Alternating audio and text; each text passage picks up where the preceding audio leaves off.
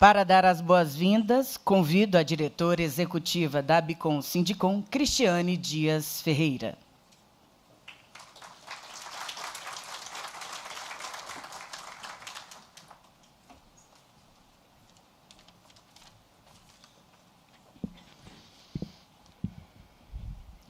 Muito bom dia a todos e todas, sejam muito bem-vindos. É com muita alegria que nós estamos hoje reunidos para a primeira edição do Conexões Saneamento. Esse evento foi concebido há mais ou menos um ano atrás. Assim que eu cheguei na ABICOM, a gente começou a conversar, a equipe, e a gente entendia que a gente tinha que ter um evento em Brasília, né? Aqui a gente desenvolve grande parte das nossas atividades, a nossa interlocução com o Congresso Nacional, com a agência reguladora, com o Poder Judiciário, com o Poder Executivo. Então, a gente sentiu uma necessidade de termos aqui um evento em Brasília, onde a gente pudesse reunir esse público, reguladores, prestadores de serviços, consultores, quem atua realmente diretamente na atividade parlamentar.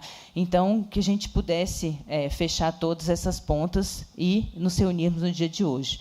Então, eu gostaria de cumprimentar o presidente da ABICOM, Rogério Tavares, na pessoa de quem eu cumprimento todos os nossos associados aqui presentes, todos os nossos parceiros, todos os nossos prestadores de serviço e, principalmente, nossos patrocinadores que tornaram esse evento possível, esse dia possível.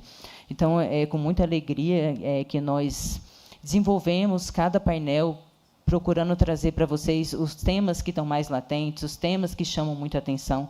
Eu costumo falar que a gente, nós, do setor de saneamento, a gente tem uma agenda de eventos muito longa ao longo do ano, mas a gente sempre está falando para os mesmos atores. E o nosso setor, a gente precisa falar um pouco para quem ainda não conhece a nossa realidade, tanto do ponto de vista dos desafios, como também do ponto de vista das evoluções que nós já alcançamos. Eu acho que nosso vídeo documentário aí mostra, assim como o Panorama também, que é a nossa publicação anual, o tanto que nós já evoluímos e quanto que 5 anos já fizeram bastante diferença no nosso setor, em termos de amadurecimento institucional, de regulação e de investimentos. Então, o intuito desse evento é isso, que nós possamos fazer discussões mais profundas, mais complexas, mas, principalmente, que nós estejamos unidos, setor público, setor privado, em prol da defesa do nosso setor, de um posicionamento mais firme do nosso setor para defender as agendas que nós precisamos defender. E, para isso, nós contamos também com vários apoiadores que vão estar aí ao longo dos nossos painéis, na nossa programação desse dia. Para finalizar, hoje a estrela aqui são os nossos painelistas. Eu gostaria de deixar um agradecimento todo especial para a equipe da ABICOM, que tanto se dedica, que é tão comprometida. Sem ela, nada disso seria possível. A gente trabalha realmente bastante coordenados, bastante alinhados. Então, muito obrigada a todos vocês e todos os nossos prestadores de serviço também, a Agência Infra, Fariello, e todos aqueles que nos ajudam, tá? E, principalmente, mais uma vez, aos nossos associados. Desejo a todos vocês um excelente evento, sejam todos muito bem-vindos. Não vou correr o risco aqui de cumprimentar um por um, vou cumprimentar a governadora Raquel Lira, na pessoa de quem eu cumprimento todas as mulheres presentes, o nosso presidente Rogério, senador Eduardo Gomes, deputado Fernando Monteiro e todos os amigos e autoridades aqui presentes que, de alguma forma, estão aqui para prestigiar a ABICOM, mas prestigiar, sobretudo, o setor de saneamento básico. Muito obrigada, desejo a todos um bom evento.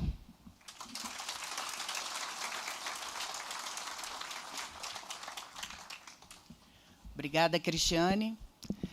Senhoras e senhores, ouviremos inicialmente o presidente do Conselho da ABICOM, Rogério Tavares, no qual convido ao palco.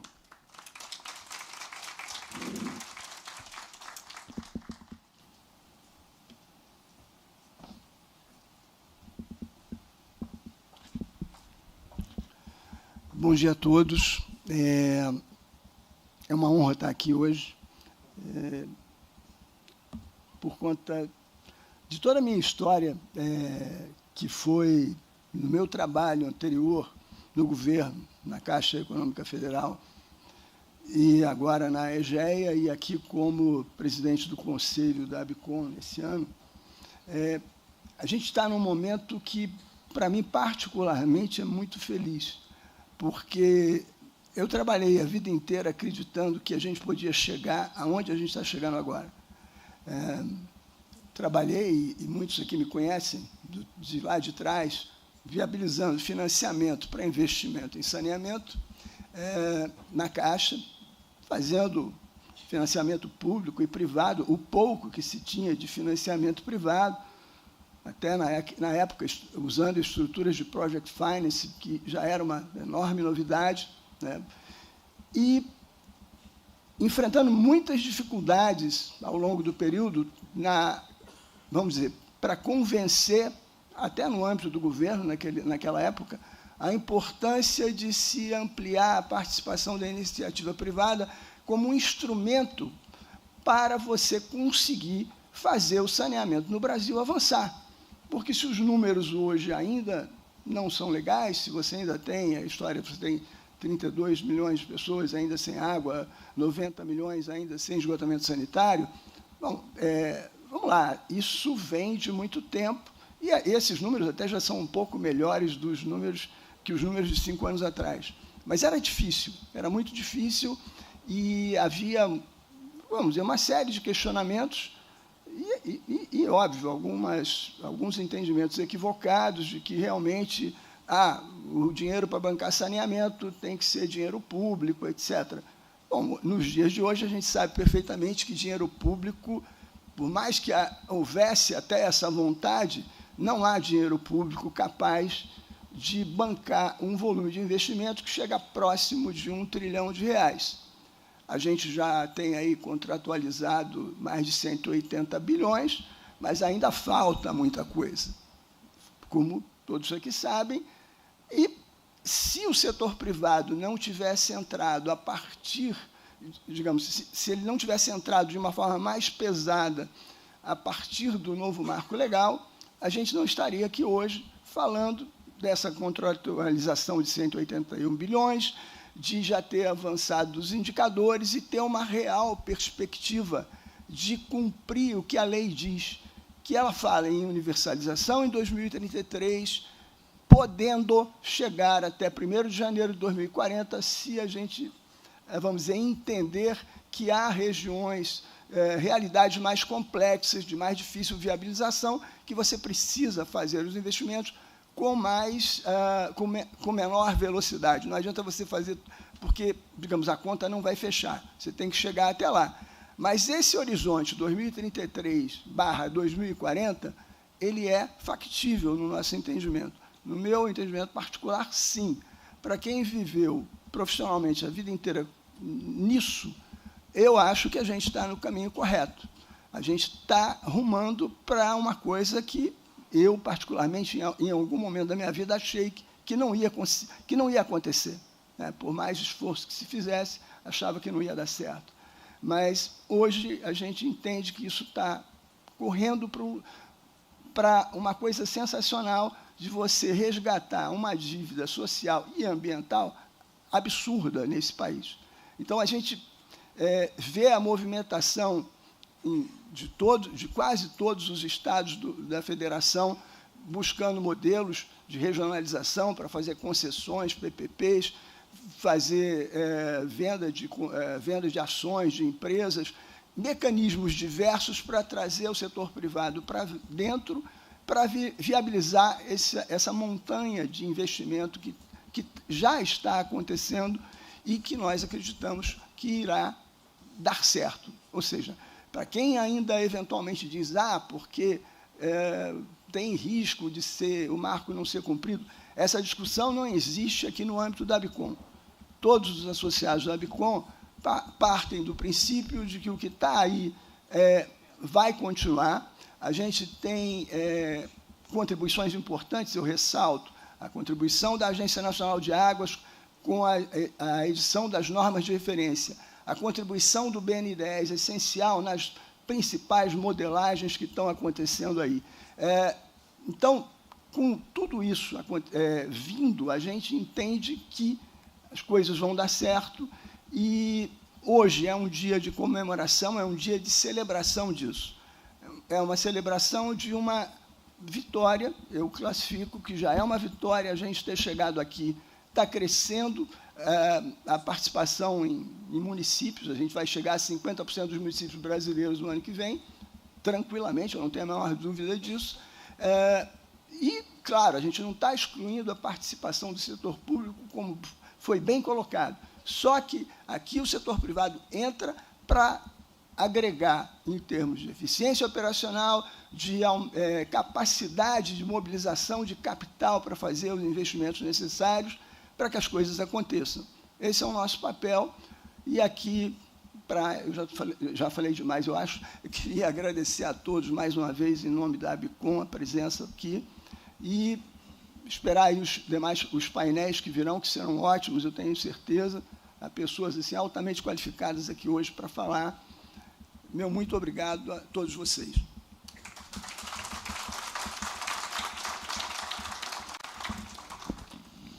Senhoras e senhores, convido neste momento para a sua saudação o deputado federal Fernando Monteiro.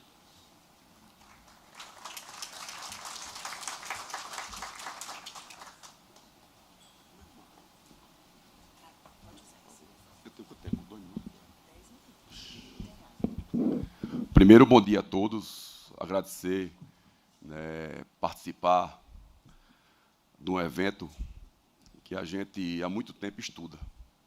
Nós, quando fazemos política no Congresso Nacional, a gente passa por nós vários temas, e a gente tem que escolher alguns temas para poder aprofundar e poder colaborar. Então, eu não podia começar a manhã de hoje, minha governadora Raquel Lira, sem agradecer a Roberto Tavares por ter me colocado no tema que é apaixonante, que muitas vezes parece impossível, mas faz do possível virar possível.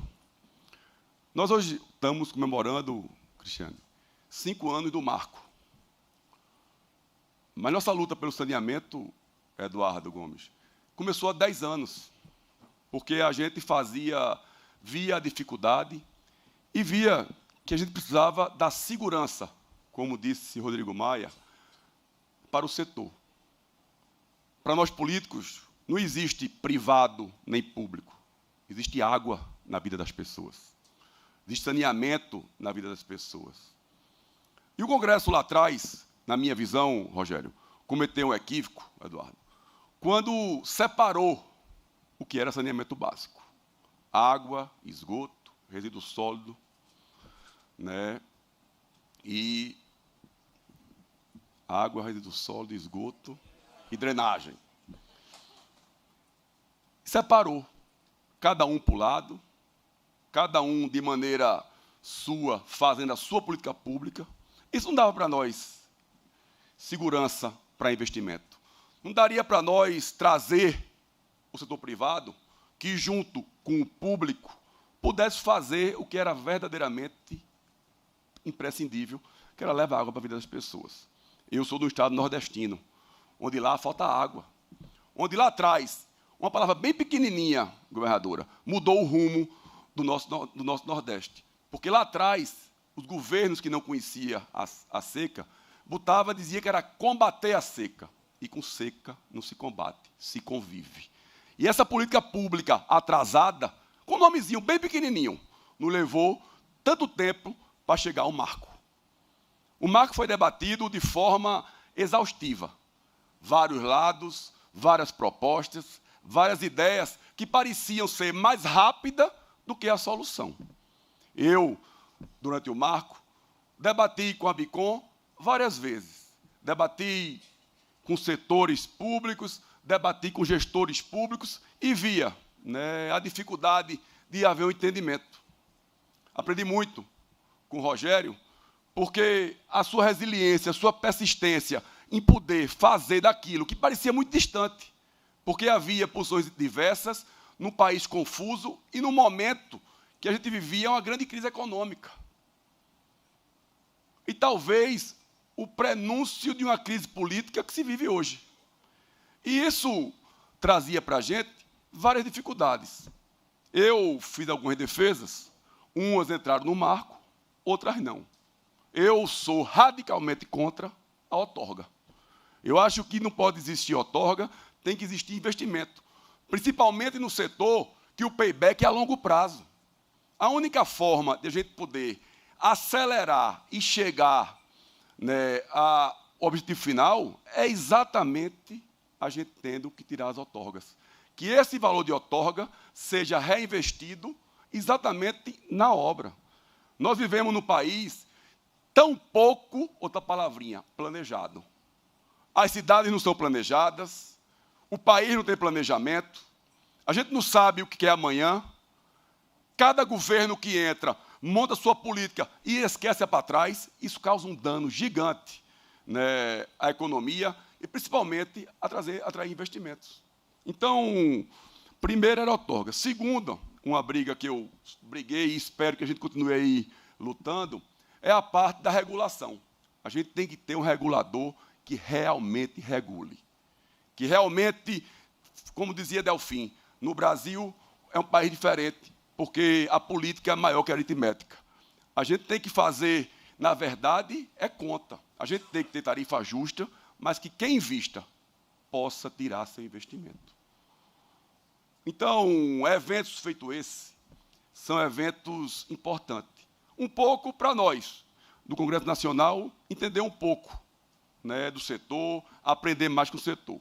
E vocês também entenderem um pouco do nosso lado, o lado da política pública, o lado da gente que nós temos, a obrigação de, como político, transformar o sonho das pessoas em realidade. Vocês hoje fazem um desafio que não tínhamos tão claro em 2020 e em 2016, que é a questão da mudança climática. Mais uma vez, fui para um debate e as pessoas queriam quase cometer o mesmo erro, de combater os eventos climáticos. Infelizmente, não se combate, se convive. E essa palavra conviver faz parte da política pública que nós todos temos que ter. E a falta de planejamento nas cidades no passado, vamos pagar um preço alto no futuro e talvez no presente. A falta de drenagem é um debate que tem que ser urgentemente feito. E isso passa pelo saneamento. Eu sempre digo, governadora, que todos que fazem o saneamento é a facility mais difícil que tem, porque a tecnologia do telefone conseguiu passar barreiras. A energia conseguiu, com mais tempo, se estabelecer.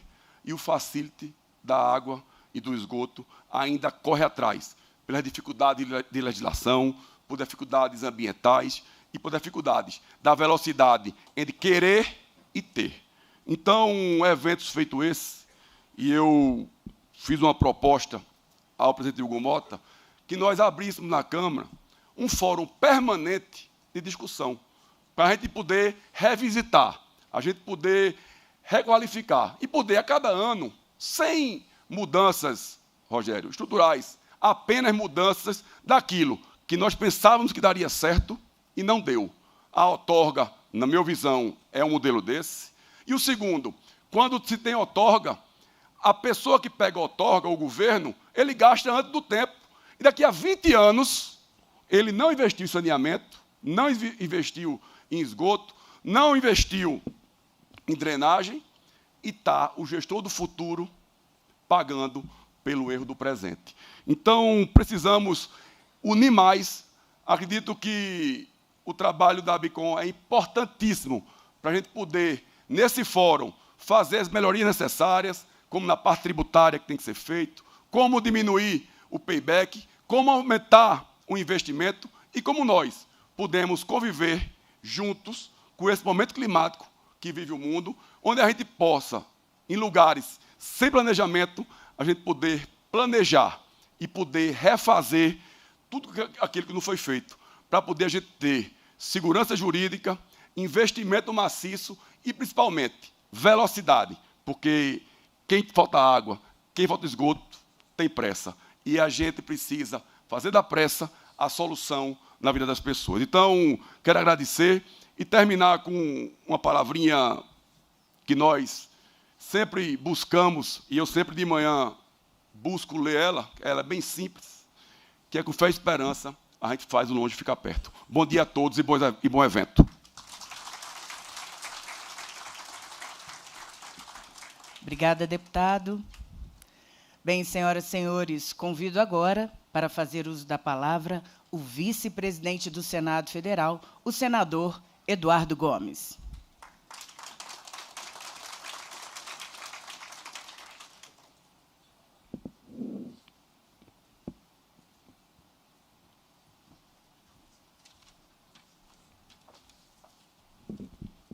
Bom dia a todos, todas as pessoas que assistem esse importante evento, os que acompanham aqui presencialmente e os que estão acompanhando via digital. Quero cumprimentar a governadora Raquel Lira, prazer conhecê-la, já admiro o seu trabalho há bastante tempo. Quero cumprimentar meu colega deputado Fernando Monteiro, o Rogério Tavares, quero cumprimentar a nossa presidente da ABICOM, minha querida amiga, quero cumprimentar a todos, e vou fazer isso de maneira mais objetiva, cumprimentando a Roberta Nobre, que está no cerimonial. Ela, com certeza, vai cumprimentar todo mundo. Então, vou aproveitar os cumprimentos dela para começar a falar rapidamente sobre esse convite da ABICOM, do Sindicom e daqueles que trabalham na política de saneamento no Brasil nos últimos anos. Primeiro, fazendo um reconhecimento do trabalho que foi feito para a aprovação do marco. Isso não está no filme, as pessoas não contam, mas vivia-se um período de pandemia. Eu sei particularmente a dificuldade que nós tivemos, porque eu era o líder do governo no Congresso Nacional nesse período. Então, o saneamento já começa com uma particularidade. A gente teve vitórias improváveis, espetaculares, e derrotas não esperadas, como foi a questão tributária, por exemplo, num ambiente tranquilo, de reforma tributária, tão esperada, com uma aprovação de 100% da comissão de mérito e uma votação também unânime no plenário do Senado. É evidente que todos lembram do que aconteceu. Na Câmara, Fernando, a gente teve aquele momento em que a reforma tributária tinha um prazo para ser aprovada, e todas as mudanças tiveram um tratamento como se fosse de combo. E aí, tanto o assunto do saneamento como outros assuntos ficaram de fora. Então, eu parei muito de falar sobre o mérito das questões depois que eu fui relator do marco da inteligência artificial no Senado. Eu parei de falar especificamente da matéria, porque eu vi que mais importante são as impressões e as percepções sobre votação no Legislativo brasileiro. Nós conseguimos aprovar. Eu acho que eu só consegui aprovar o relatório no Senado porque quem me conhece sabe disso. O meu susto tecnológico eu gastei todinho no fax. Então, tudo que aconteceu na internet depois, para mim, não me coloca medo. E hoje a matéria está na Câmara. Eu queria falar isso para dizer que é inexplicável que a gente não tenha conseguido avançar numa tarifa que se anuncia aí com um aumento médio de 18%, uma coisa tão óbvia, no ano da COP, que já está dando muito trabalho, já tem gente chamando a COP de Woodstock, porque não tem onde hospedar, tal, vai ter que ter uma música boa, vai ter que ter uma maluquice. E também sobre a reforma tributária que a gente aprovou, que 90 dias depois a gente já estava discutindo IOF, taxação do PIX. Então, a gente precisa voltar a reprogramar as coisas no país. E eu vou começar brevemente sobre uma coisa fundamental, que é parar no Congresso Nacional. A gente está preparando uma medida legislativa que estabeleça tempo de definição para que a gente pare de ter no Congresso Nacional e, consequentemente, nas agências reguladoras, uma espécie de temporada de agência. Na semana passada, nós aprovamos 34 nomeações para as agências reguladoras. Nessa semana, nós temos mais um tanto. Acontece que nós estamos substituindo diretores de agência que já deviam ter sido substituídos em março do ano passado. Então, isso aí fere de morte o setor regulatório, sem contar o torniquete e a dificuldade orçamentária que as agências reguladoras têm para avançar. É preciso independência de verdade e é preciso que o parlamentar tenha um prazo definido para substituição. Senão, acontece o que aconteceu na semana passada. Uma amiga minha, que ia ser sabatinada, perguntou se eu tinha alguma dica. Eu perguntei para ela se ela tinha costume em fazer jogral na escola, que eram muitos indicados de várias agências ao mesmo tempo. Então, se cada um respondesse a uma pergunta, já estava bom. Então, a gente precisa voltar a pensar as coisas no país, além da divisão política, daquilo que disse o Fernando, além das restrições biológicas aí que vão fazer a gente correr para um país melhor e parar com os improvisos, né? A gente precisa voltar a fazer política analógica, fora das redes sociais também.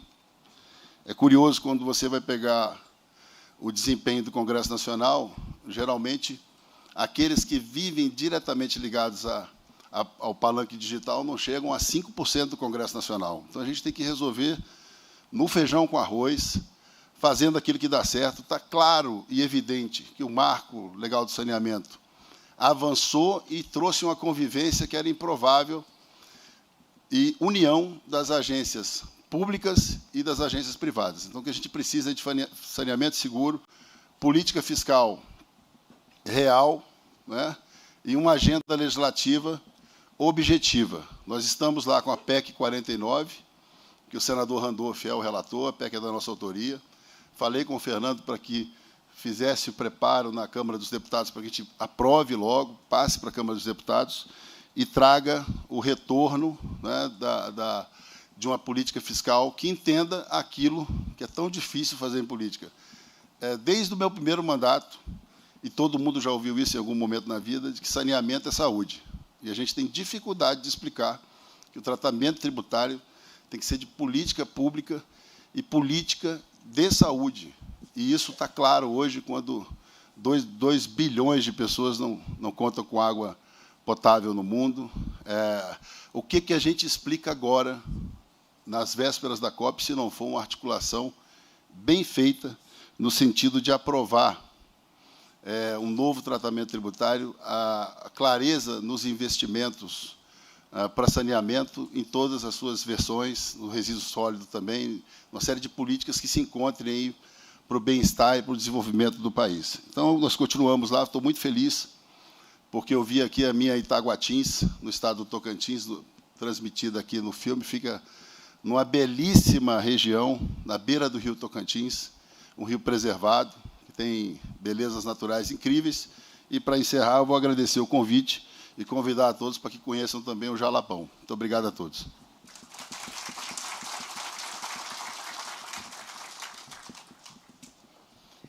Obrigada, senador. E, para encerrar esse momento, convido ao palco a governadora de Pernambuco, Raquel Lira.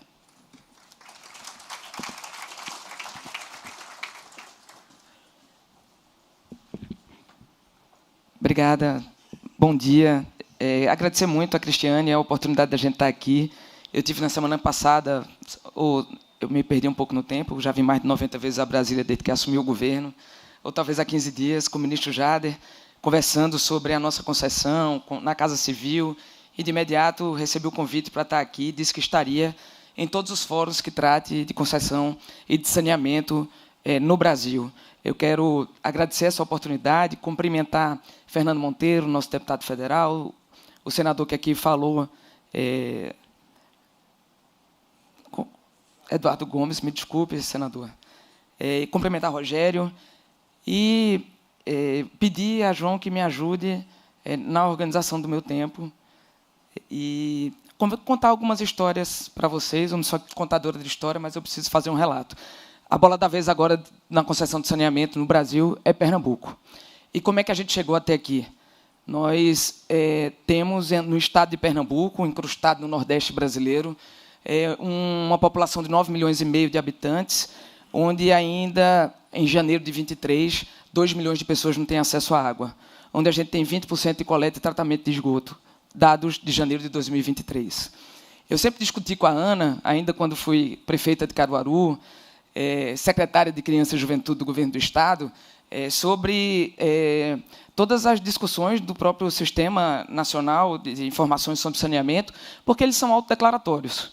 E isso é um risco. Me permitam dizer, eu sou procuradora do Estado de carreira, há 20 anos eu assumi como procuradora.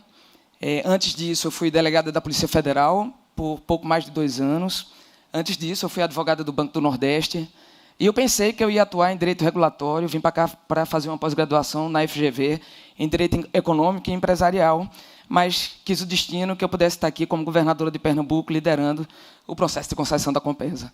Eu venho de uma cidade de 400 mil habitantes, que fica no agreste pernambucano, onde a gente tem o pior balanço hídrico do país, mais gente, menos água. 25% da população pernambucana está aí. Então, essa história de ligar bomba, de desligar bomba, de ter cisterna, da caixa d'água ser parte da paisagem, de pessoas que têm balcão na cozinha, mas nunca tiveram uma torneira para ligar a água, porque a água não chega, de pessoas de 70, 80 anos que nunca tiveram direito a tomar banho de pé, de senhores e senhoras que ainda se acordam às 3 horas da manhã para buscar água e ter a cabeça chata, como o seu Pedro, lá no interior de Sertânia, onde a gente botou água tratada agora pela primeira vez na casa dele. Ele saía 3 horas da manhã para pegar 2 levas d'água para ele, para a família dele e para a família da cunhada dele, que ficou viúva muito cedo e não tinha quem carregasse água para ela. Dentro desse contexto, que em janeiro de 23, eu cheguei ao governo de Pernambuco. Os dados de Pernambuco são alarmantes. A gente ainda tem muita gente sem acesso à água, e quando a gente fala sobre isso no Sudeste brasileiro, e eu sempre tratei desse tema, as pessoas ainda tomam muito susto. Mas como assim que há comunidades inteiras, há cidades que passaram 3 anos sem acesso à água, né, como que a população que nunca teve acesso à água que tivesse encanada, nem água tratada no seu município. Conta a história de Carnalbeira da Penha, uma cidade no sertão de Taparica, que, pela primeira vez, a partir de um investimento nosso, conseguiu receber água tratada na torneira da casa da população. Incidência de câncer, incidência de todo tipo de doença.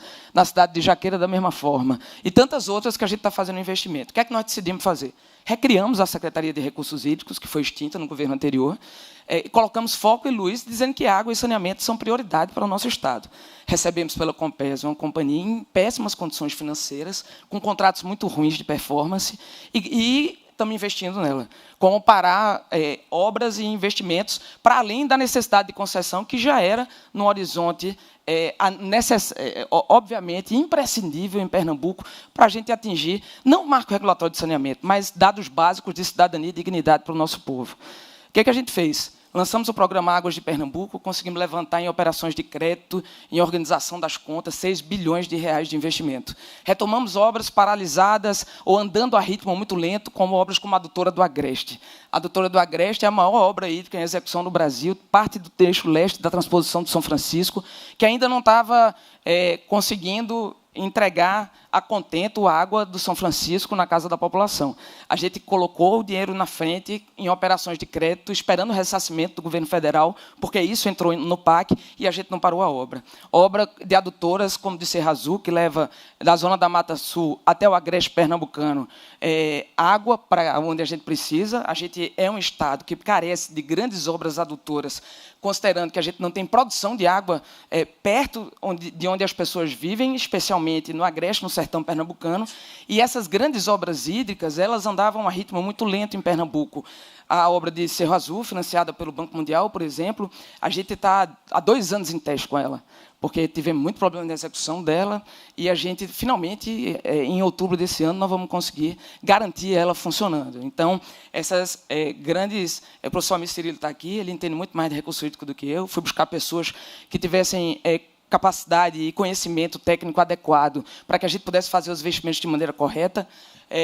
Temos um time de PPP e concessão, que é formado por pessoas da Caixa Econômica Federal, Ministério do Planejamento, cedidos ao governo de Pernambuco, além de uma extrema parceria com o Ministério das Cidades, a quem agradeço ao ministro Jader, com o Ministério da Casa Civil, agradeço ao ministro Rui, agradeço ao BNDES, que tem modelado, e a gente foi aprendendo um pouco com as concessões anteriores, vocês viram o nosso edital, e buscamos minimizar os erros que a gente conseguiu identificar na execução do que foi feito de pouco tempo para cá, nessas concessões que aconteceram desde a edição do novo marco regulatório de saneamento no Brasil. optamos por um modelo híbrido, onde a gente não tivesse o estouramento da outorga como sendo um fator fundamental para o equilíbrio de caixa do governo. Criamos um fundo de universalização do saneamento, Fernando Monteiro. Então, todo o recurso que a gente tiver de outorga será destinado a este fundo para obras de produção de água, porque a gente precisa garantir a Compesa como grande fornecedora de água ao tempo em que a gente faz a terceirização, né, a concessão dos serviços de distribuição de água e de tratamento de esgoto. Então, obras caras e grandes, como que levam 300 milhões de reais para o Sertão do Araripe, recurso de operação de crédito e fundo de universalização. Nós passamos 120 dias com audiência pública, ouvimos mais de 1.100 sugestões, incorporamos cerca de 30% dessas sugestões. O nosso edital está há cerca de 90 dias no Tribunal de Contas do Estado, a cargo do conselheiro Disseu, com um time muito competente formado por ele, e nosso time conversa com ele todos os dias. Hoje tem uma reunião que é definidora, onde ele vai apresentar os pontos críticos, sob o ponto de vista da compreensão deles, que a gente precisa fazer para garantir que, do ponto de vista do Tribunal de Contas do Estado, a gente não tenha solavancos. E eu queria dizer uma coisa para vocês. Ingressaram com muitos pedidos de cautelar, muitos, mas a gente vem fazendo as coisas de um jeito muito transparente. A gente tem dialogado muito com os municípios, com as microrregiões, com a população de maneira geral, com os órgãos de controle, e nenhuma cautelar foi concedida. Não quer dizer que pode não acontecer pela frente, mas o que foi construído até agora é muito sólido, né, porque foi construído por gente séria, comprometida, que quer fazer o saneamento acontecer em Pernambuco. Nós faremos o programa mais bonito do Brasil, porque será onde ele vai ter um resultado mais eficiente no Brasil. Será uma transformação social e econômica no Estado. Eu venho de uma região onde as pessoas se acostumaram a não ter acesso à água.